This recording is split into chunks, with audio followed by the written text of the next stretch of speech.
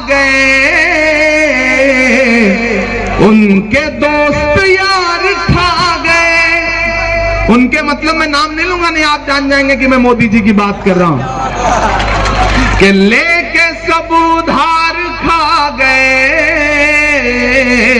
उनके दोस्त यार खा गए। भर लिया है मुट्ठियों में देश, सारे रोजगार खा गए। चीखता है आज नौजवान, रो रहा है आज संविधान।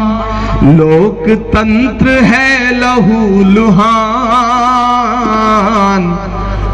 रो रहा है आज संविधान। और जब संविधान रो रहा है तब मेरा मन करता है मैं पूछूं, उधर यूक्रेन में 20,000 नौजवान छात्र फंसे हुए हैं, इधर देश के प्रधानमंत्री जी वोट मांगने में बिजी हैं और उन्हीं छात्रों के नाम पर वोट मांग रहे हैं। मेरे भाई, इस सरकार ने हर चीज को इवेंट बना के रख दिया है, लेकिन डरना नहीं है, डरने से काम नहीं चलेगा। बनारस वालों, मैं तो आपकी जिंदा दिली को सलाम करता हूं कि कहां सोया है चौकीदार। बहुत समझदार लोग हैं आप, चौकीदार का नाम आता है तो तुरंत आपको अपने सांसद जी याद आ जाते हैं। कहां सोया है चौकीदार, कहां सोया है चौकीदार। पेट्रोल ने सेंचुरी मार ली, गैस 800 पार। कहां सोया है चौकीदार, कहां सोया है चौकीदार। चाय बेचने वाला पूरा भारत बेच रहा है। इधर जो लोग बैठे हैं बड़ा खामोश खामोश बैठे हैं, ऐसे काम नहीं चलेगा। लगना चाहिए कि मैं नेशनल इंटर कॉलेज में खड़ा हूं। चाय बेचने वाला पूरा भारत बेच रहा है। अभी उस दिन पार्लियामेंट में बोले वो, राहुल जी की तरफ इशारा करके कि बताइए 70 साल में कांग्रेस ने क्या बनाया। राहुल जी शरीफ आदमी है, मैं होता तो कहता कि नरेंद्र मोदी जी, जिस वडनगर स्टेशन पर आप झूठी वाली चाय बेचते थे वो स्टेशन भी कांग्रेस ने ही बनाया है। कि चाय बेचने वाला पूरा भारत बेच रहा है, इसी काम में हासिल उसे महारत बेच रहा है। रेल बिक गई, तेल बिक गया, बिका हवाई अड्डा।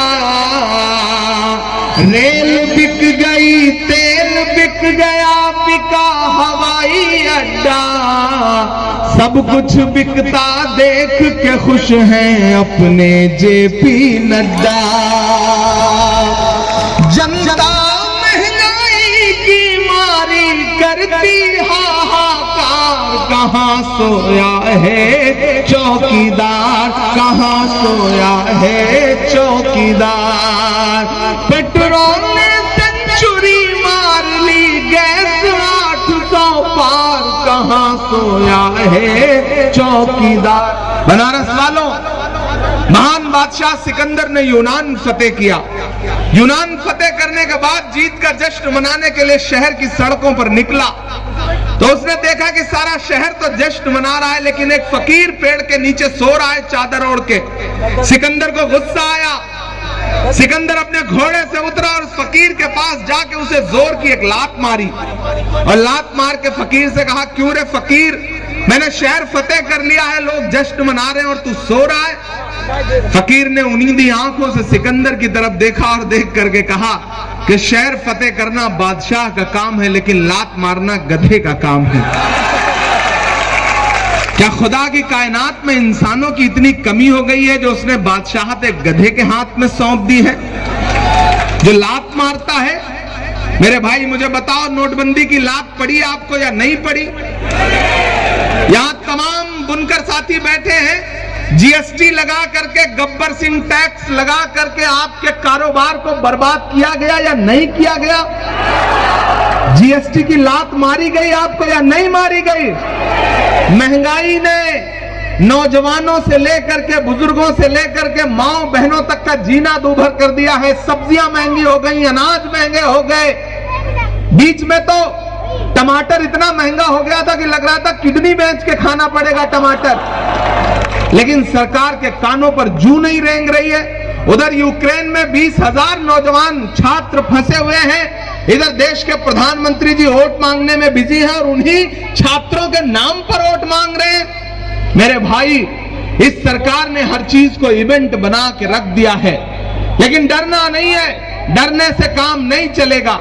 बनारस वालों, मैं तो आपकी जिंदा दिली को सलाम करता हूं कि आप उस आंधी में भी खड़े रहे, उस लहर में भी खड़े रहे, जिस लहर ने इस मुल्क को न जाने किस मकाम पे ला करके पहुंचा दिया।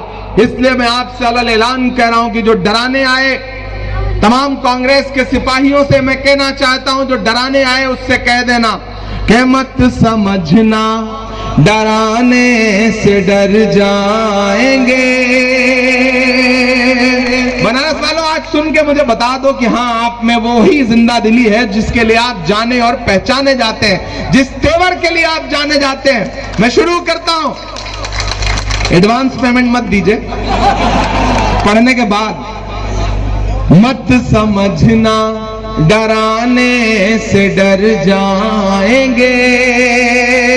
एक शायर हुकूमत की आंख से आंख मिला करके कह रहा है कि वक्त के हाकिमों बादशाहों सुनो, जुल्म की फौज के सरबराहों सुनो, वक्त के हाकिमों बादशाहों सुनो, जुल्म की फौज के सरबराहों सुनो, कातिलों के सभी खैर खाहों सुनो, ऐ सियासत के मगरूर शाहों सुनो, के मत समझना डराने से डर जाएंगे, अब के सारी हदों से गुजर जाएंगे, मौत के नाम का खौफ देता है क्यों? तैयार रहना। मौत के नाम का खौफ देता है क्यों? मौत जिस रोज आएगी मर जाएंगे, मत समझना डराने से डर जाएंगे। के हिंद के नौजवानों के दुश्मन हो तुम। पटना से लेकर के इलाहाबाद तक नौजवानों का कसूर क्या था? प्रतियोगी छात्रों का कि वो नौकरी मांग रहे थे, तो सरकार बहादुर ने पुलिस को आदेश किया कि पीटो। हॉस्टल के दरवाजे तोड़ करके नौजवानों को पीटा गया। उन नौजवानों में हिंदू भी थे, सिख भी थे, मुसलमान भी थे, ईसाई भी थे।